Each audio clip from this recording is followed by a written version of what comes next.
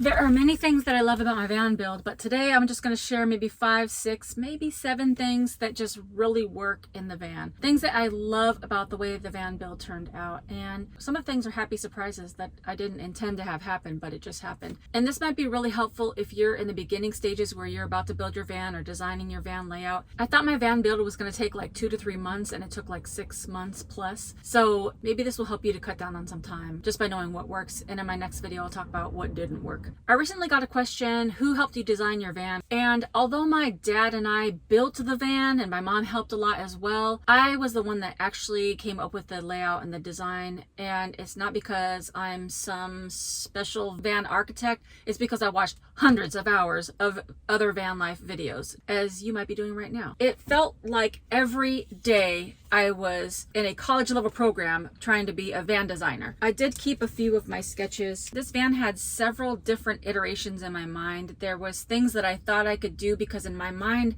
I thought I had more space, but I just have a Chevy Express. I don't have a Sprinter van or a Ram ProMaster or like a bigger, boxier truck or ambulance. I have a regular passenger van. So some of the things that I wanted to do, I realized quickly that I couldn't do. So I had to really maximize every little inch, and I wanted it to be super functional, like a little mini apartment or a tiny home. So here are some of the sketches that I started out with, and this was like cabinets. And at first you could see that I wanted a pantry behind my driver's seat, and I wanted it to be one of those ones that you like roll out and it has all the spices in there. I had some elaborate ideas. And then I had a set of drawers going up and down, and I thought I just had like way more space across. I didn't. This is me trying to figure out how I was going to mount my gray water tank under the van. I just did like little sketches. I had to get it out of my mind. How to cut the roof off and raise it. I was trying to explain this one to my dad, and he's like, what in the world? Here's another iteration of the fridge being closer to the bed, which didn't make sense after I wrote it out. Again, trying to keep that little pantry. As you can see, I just thought I had more space across. The final one, kind of what I have now. There's a few changes, and you could just see that it looks a little more similar to what I have now. Driver's seat, toilet, fridge, added basket and mirror. I added the shelves later. I have pre-made cabinets, countertop sink, my bed, and that's pretty much all I had room for. So since we're kind of on the layout, let me show you the first thing that I love about my van is the pre-made cabinets from Home Depot. When I first started, I wanted to custom build cabinets so that I could have more drawers and not just open space cabinets. But once everything was built, I realized that I didn't have enough room to do certain things. So in this cabinet, only my Ninja Foodie fits. I rigged up my lid on the top. And then I have some stuff for extra toilet paper. And then you can see that the P-trap and the sink takes up a good deal of space in the cabinet. So I didn't have enough room to like make drawers in here. And then I mounted my toilet paper on here, which is one of my favorite things. And then you could see that this is a false drawer now because I couldn't keep the drawer because of the sink. So you could see that the sink is right there. I just added this little strip of wood.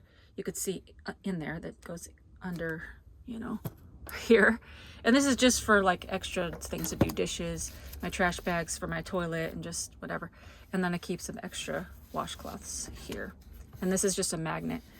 So I love the pre-made cabinets. This is just where I keep my computer bag, tape, and extra food things like honey, sea salt, and stuff like that. And then in the back, there's a lot of room still because this goes back pretty deeply. That's my vinegar for my toilet and some extra odds and ends. This is what my bed frame is screwed into. So you have to use all the space you can.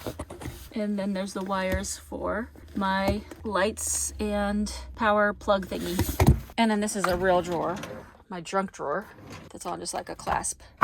And this was so much easier to buy these cabinets at Home Depot. They were not that expensive compared to the cost of wood nowadays. It's just easier, better. I love how it turned out. And then I just painted them dark navy blue.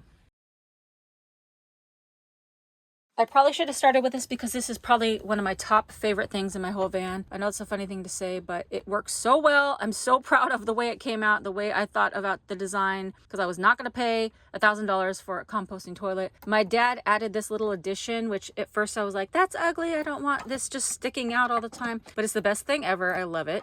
So all I have to do is unlatch it because when I drive, I don't want it sliding out. I just pull it from here. I know people are like, ew, that's gross, but nothing touches here. Like my butt cheeks or my other parts don't touch right here. So it's just a canning funnel, a little stopper just so it doesn't splash when I drive. And then it's just a wastebasket, and there's just some tissue in there. I can lift this up and, you know, take out the trash can if I go number 2. And then I keep some extra spray bottles, baking soda, vinegar, things like that. And then it even goes further, is that I have a space for all my wipes, spray, and just different stuff like that. It fits perfectly because we cut it exactly perfectly to go in the back. It works perfectly. I love my full-size dorm fridge. I am a snacker. I love to eat. I love to have what I need. I've got a full-size freezer. So I have my ice packs. I have a bunch of frozen things. It goes back pretty. So many layers of frozen things in here. And I have a whole bag of ice for my drinks. And they're just on these child-proof locks so it doesn't pop open when I drive. And then you just grab these 2 things and open it. And then, sorry, my fridge is a mess, but I have like butter and cheese and baking soda, and then I have all this space for my condiments, eggs, broccoli, all these things, and there's still room in here. This thing is huge. I love it. I'm almost like sometimes like, did I really need this? But yes, I do, because I just like to have what I want. I could fill this fridge up and probably last me like 2 weeks worth of meals, maybe even more. And it does take up a lot of space, I will say. But the good news is it's really been a great thing as like happy accident. I was able to put like my basket with all my silverware on top, and then it allowed me to mount my diesel heater onto the side. So it's big, but it worked out. Whoa, that fridge is snack-tastic. You know what else is snack-tastic? Becoming part of the snack pack. All you gotta do is hit that subscribe button and the notification bell, and throw a like on this video.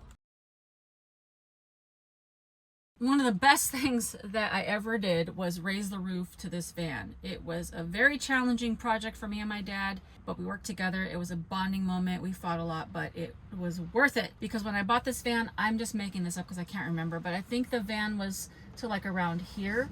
All I know is I had to bend my knees when I walked around inside the van. So it was, you know, probably like this much, and then I would have to like walked around like this all the time. I have a bad back. I'm getting older. I'm not trying to do that. So me and my dad cut the roof off and raised it. And so now I have this extra headroom. I mean, if I have a bun on top of my head, then it does, you know, tall bun, it does, you know, kind of hit the top.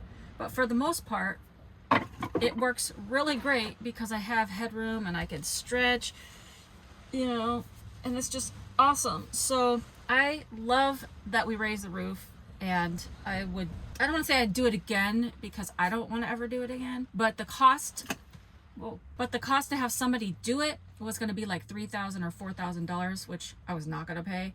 So obviously now that it's done, I'm glad that I did it and saved the money. But if you're thinking about doing it, watch some of my older videos before you do, because there was a lot of things that we learned along the way. But I'm super glad that we did it, because now I'm able to have all the room that I need and walk around, and it's like a little mini apartment.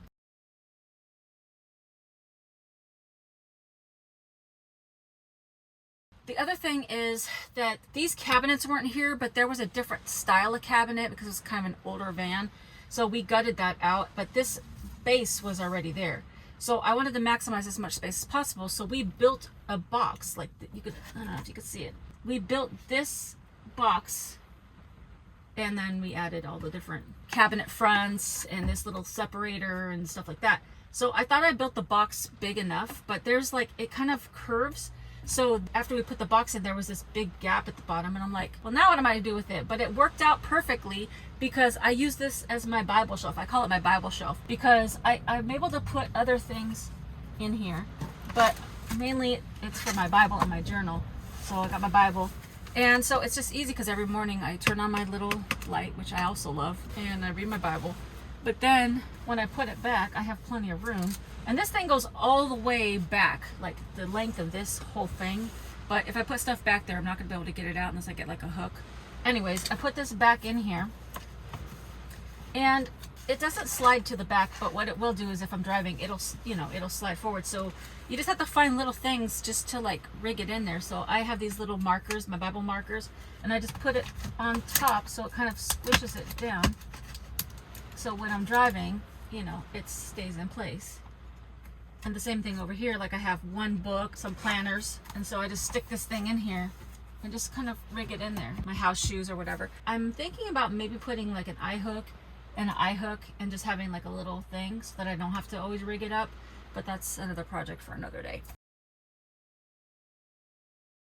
At first I thought I was going to mount my flip switches and my dimmer switch on one of the walls in my van, but I saw another YouTuber, which I can't remember now, had their switches on the side of their cabinets, and I was like, oh, we're definitely doing that. So before we installed the cabinets, we made sure to cut out the holes so we can install the switch plates. This makes it extremely easy to access while I'm sitting in bed or working. And also, another little happy accident is that one of the only ways the bed was going to be supported was if we attached it to the cabinet. So there's this little extra space between the bed mattress and the side of the cabinet. And at first I was like, dang, it doesn't fit. But what ended up happening is there's just enough of a gap that my fan fits perfectly in there. And this is especially great in the summertime. The other thing is because my overhead light switches are right next to my bed, it makes it easy for me to dim them down or turn them all the way off if I just want to read at night, and then I just have my reading light, which I also super love. And the reading light has two modes. It has the regular reading light, but you can turn that off and just turn on a little blue light, which is very handy in the middle of the night when I have to go to the bathroom, or if it's nighttime and I just need to look for something.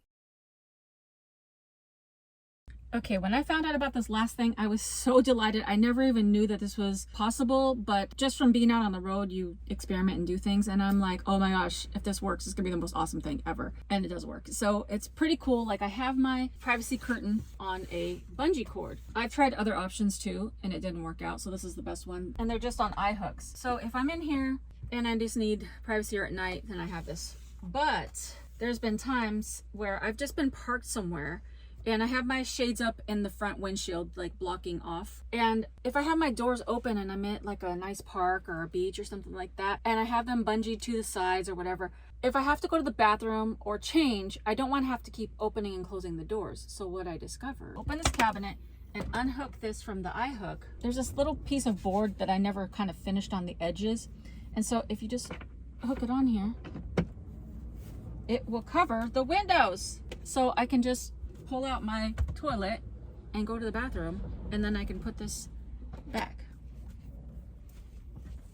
on the hook. Problem solved. Like, such a great little happy accident. One last thing I'd like to mention about the layout is that I would definitely spend a good amount of time mapping out your layout. Sketch it out. Even if you're not a great artist, it doesn't matter. Just sketch out what you think you want it to look like. Try different ideas, because I sketched out other layouts. For example, having the kitchen area behind my driver and passenger seat. A lot of people have where you have a kitchen up against these windows. I didn't want to block these doors at all, so I didn't want that layout. I thought about putting the bed this way and putting the kitchen back here, but there's a lot of reasons why I did the things that I did, made the layout that I did. For the most part, I didn't do anything haphazardly or just on a whim. Everything was truly planned out very meticulously. It almost drove me crazy, but it worked out because now I have the perfect space for me. I've maximized all the areas that I could in this particular van. But in saying all that, you can plan and plan and plan and plan, but certain things just don't come together the way you want them to. And sometimes you make mistakes or you don't know what you don't know. And there's a few things that I really do not like about my van build, and I'll talk about that in the next video. Bye for now.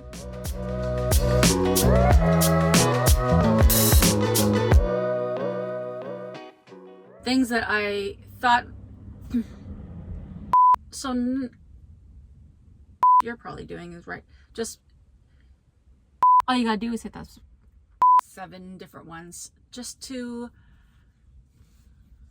I don't know what point where you're just building your van, or where you're just building your van and I have the right space for, but because now I have the right, my drivers and passengers. I even tried